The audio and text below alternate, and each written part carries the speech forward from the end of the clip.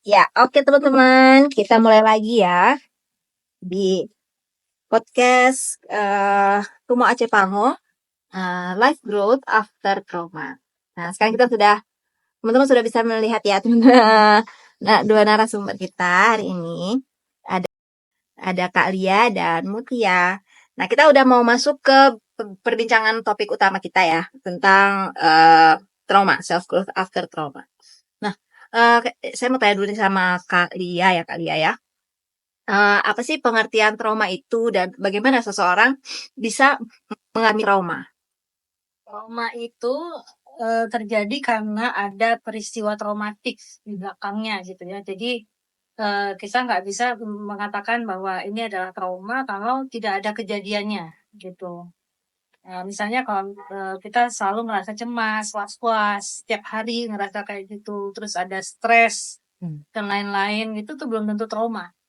Belum Gitu. tentu trauma. Belum tentu trauma. Mhm. Tapi kalau disebut trauma itu harus ada kejadiannya. Ada sesuatu kejadian. Ada suatu kejadian, ada suatu peristiwa yang itu melatar belakangi traumanya gitu. Seperti itu. Nah, bagaimana itu bisa terjadi? Karena di dalam persarafan kita itu ketika terjadi suatu trauma ada apa ya istilahnya saluran informasi yang terblokade gitu, terblokir dia. Jadi biasanya itu adanya di sensory cortex yang di hippocampusnya gitu ya. Jadi sensory cortex itu kalau di komputer itu kayak CPU-nya gitu, prosesornya. Jadi dia nggak bisa memproses informasi itu dengan lancar tuh. Dan kemudian hippocampus itu memori. Ya sama kayak di komputer kan juga memorinya gitu. Itu yang terblokade gitu. Jadi akhirnya informasi yang memuat memori tentang trauma itu nggak bisa terproses gitu. Jadi dia nyangkut gitu, terkunci. Ya seperti apa adanya peristiwa itu. Misalnya ada orang yang mengalami kecelakaan motor nih misalnya ya. Kejadiannya, jadi peristiwanya tuh mungkin dia dari rumah berangkat terus tiba-tiba nabrak truk gitu. Nah itu kan image-nya ya, gambaran peristiwanya. Kemudian ada negative belief atau keyakinan negatif tentang dirinya, kayak misalnya, oh saya dalam bahaya nih. Nah itu tergeneralisasi ke seluruh hidupnya. Jadi dia ngerasa kemanapun dia pergi saya dalam bahaya. Karena itu nyangkut ya tadi terblok. Kemudian Tersimpan ya itu ya berarti tersimpan ya. ya. Kemudian Dalam saraf kita atau ya otak? di persarapan. Kemudian ada emosinya, emosi yang menyertai kejadian itu, misalnya pada saat itu kecelakaan, terus dia takutnya luar biasa, dia ngerasa kayak saya mau mati misalnya gitu. Nah itu emosi yang kayak saya dalam bahaya itu juga kesimpan, takutnya kayak gitu. Negatif feelingnya seperti itu, image-nya gambaran peristiwa seperti itu. Plus ada sound kadang-kadang, ada suara brak tabrakannya. Nah itu suara itu juga tersimpan. Plus body sensation. Jadi badan ya di badan itu ada memorinya juga namanya bodily memory. Nah ingatan ketubuhan ini simpan juga gitu. Jadi kayak misalnya pas truknya mau nyambar gitu kayak ada angin yang ini. Nah itu kesimpan seperti apa adanya. Itu yang namanya trauma. Nah sehingga ketika dia nanti kapan-kapan gitu dia mau naik motor lagi gitu, ada truk lagi, truknya masih jauh dia di spion tapi dia udah langsung gini ya. Karena body sensation-nya mengingatkan dia bahwa ada peristiwa itu, peristiwa traumatik itu. Kalau orang latah gitu enggak? Latah Kontrol beda lagi. beda lagi ya. Habis ini suka gitu Iya beda lagi tuh. Jadi Prosesnya ada berbeda. Tapi kalau trauma itu kenapa dia nggak bisa diproses? Karena informasi yang masuk itu biasanya overwhelming kan. Jadi kayak sangat menakutkan misalnya ya, atau sangat besar kayak tsunami misalnya, gempa, tsunami itu kan sangat mengerikan gitu. Sehingga otak kita nggak mampu mencerna. gitu. Jadi sebenarnya sistem pemrosesan informasi di otak kita itu persis kayak sistem pencernaan.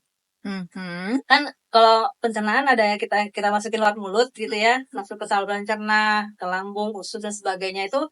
Kalau dia makanan yang kita makan bisa dicerna dengan baik, ya maka metabolismenya lancar kan, badan kita jadi sehat gitu. Sama kayak di otak. Di otak kalau yang kita masukin hal-hal yang positif, ya dia dicerna dengan baik, kan masuk ke dalam memori, ikut termetabolisme dengan baik, ya akhirnya dia menjadi informasi yang bermanfaat kan, gitu. Kita jadi learning, kita jadi belajar sesuatu yang positif gitu.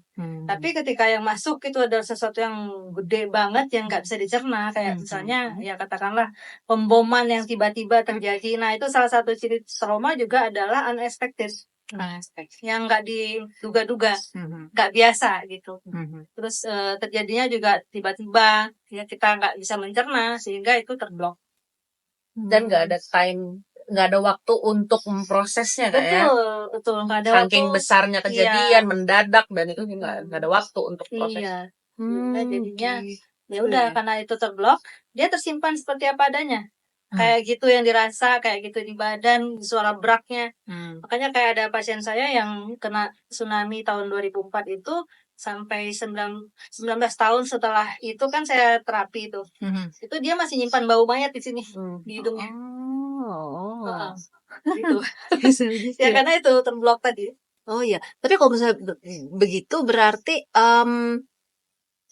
misalnya kejadian suami misalnya itu kan banyak kan orangnya. Apakah semua orang akan mengalami trauma? Berarti Pertanyaan bagus banget. Enggak, jawabannya enggak. Oh enggak. Jawabannya enggak. Oh enggak. Kenapa Ya. itu? Kenapa? Ya itu tadi karena di situ juga ada belief tadi ya, negative belief. Jadi penghayatannya tentang kejadian trauma itu. Misalnya ada orang sama-sama si A si B sama-sama ngalamin tsunami nih gitu. Yang si A sama-sama kehilangan keluarga, si B juga kehilangan keluarga. Tapi si A ini penghayatannya adalah bahwa saya kehilangan keluarga ini berarti Allah nggak sayang sama saya. Ditanya gitu, negatif beliefnya yang muncul itu. Ya saya saya nggak berhak hidup gitu, saya nggak punya hak untuk hidup nih karena semua yang saya punya diambil. Gitu. Kenapa nggak saya sekalian diambil?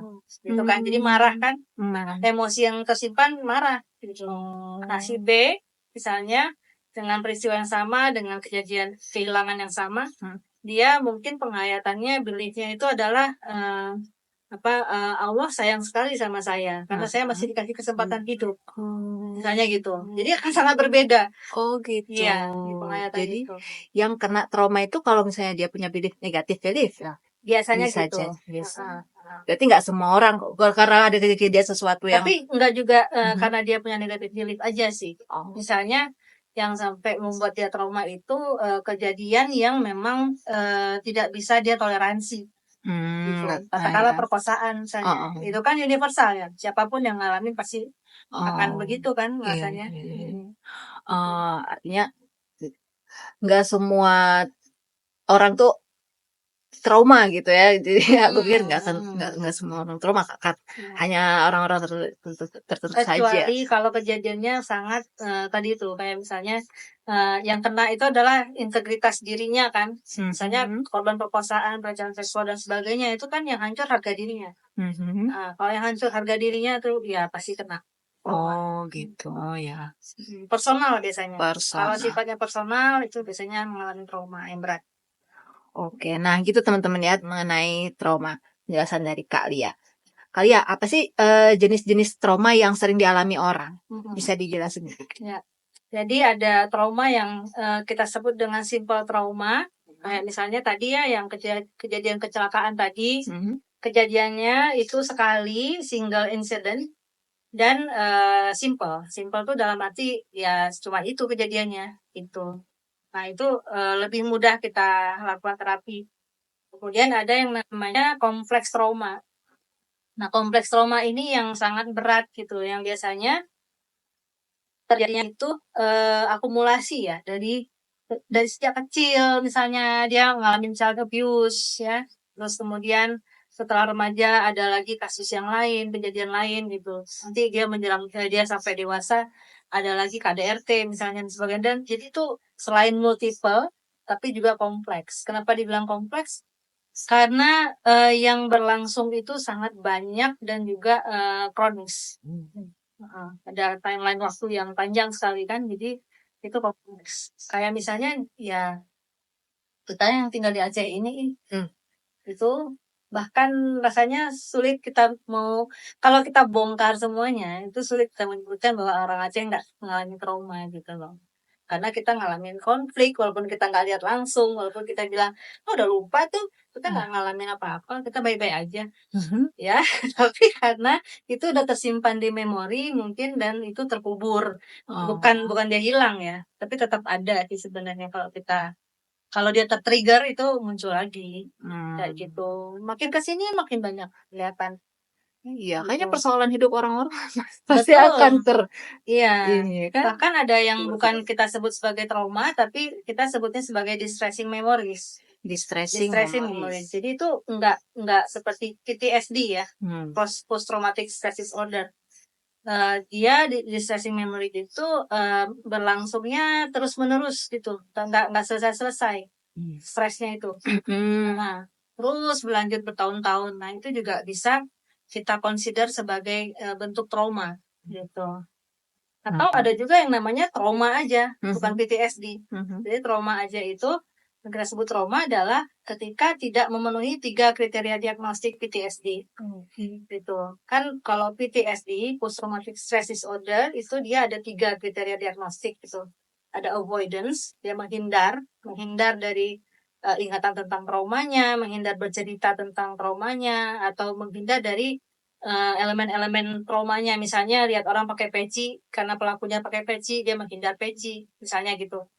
Avoidance. Ada juga yang namanya re-experiencing. Nah, re-experiencing ini seperti flashback, itu banyak sekali ya. Jadi kayak dia ada di sini, tapi rasanya kayak di tempat itu lagi gitu. Kayak misalnya dia ngalamin bom GW Marriott di Jakarta gitu. Suaranya apa segala macam, kengeriannya, hiruk pikuknya, dia ngerasain itu lagi tapi sekarang saat ini. Itu flashback. Re-experiencing. Kemudian ada satu lagi itu namanya hyperarousal. Hyperarousal tuh karena memori itu terblokir, dia tidak bisa keluarkan emosi-emosi itu, ya. Ketika tertrigger dengan kondisi saat ini, itu bisa tiba-tiba meledak. Dia nggak ngerti kenapa kok saya jadi ketakutan luar biasa, kenapa saya kok jadi sangat gampang marah, sangat gampang tersinggung dan sebagainya. Nah, itu hyperarousal. Jadi itu 3 kriteria diagnostik PTSD. Nah, kalau misalnya hanya ada 2 nih, hyperarousalnya nggak ada, hanya ada avoidance dan flashbacks. Nah, itu yang kita sebut trauma. Jadi dia nggak memenuhi 3 kriteria diagnostik ini. Gitu. Nggak sampai gangguan traumatis ya. Iya, betul. Sehingga yang menegakkan diagnosisnya itu memang harus psikolog atau dokter. Ya tahu masuk ke kasus mana aja gitu ya sebenarnya ya orangnya itu. Ini ada dari di audiens ada yang bilang suaranya kurang kedengeran Kak. Oh iya, wah, kencengin lagi dikit ya. Oke. Suaranya. Halo. Oke, kita lanjut ya. Berarti itu tadi jenis-jenis trauma ya. Ada 3 berarti itu ya. Ya 2 sebenarnya, ada simple ada kompleks. Dan good newsnya adalah per 2019 kompleks trauma itu sudah di-recognize atau sudah dikenal, sudah diakui secara keilmuan, secara diagnostiknya di ICD-11. ICD-11 itu adalah kitabnya untuk penyakit gitu ya. Panduan diagnostiknya untuk penyakit yang dikeluarkan oleh WHO. Meskipun di DSM-5 panduan untuk diagnostik penyakit jiwa untuk yang diterbitkan oleh Amerika Serikat itu masih belum diakui, tapi oleh ICD-11 yang versi itu berarti lebih baru lagi daripada DSM-5 gitu ya, itu udah diakui.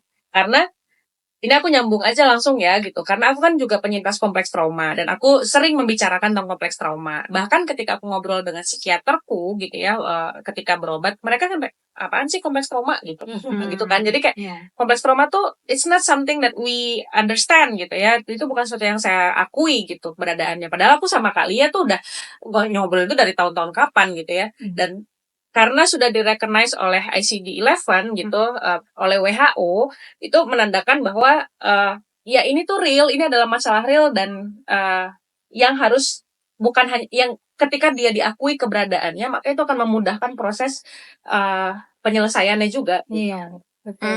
Jadi harus diakui keberadaannya supaya orang tuh ngeh gitu kali ya. Iya gitu.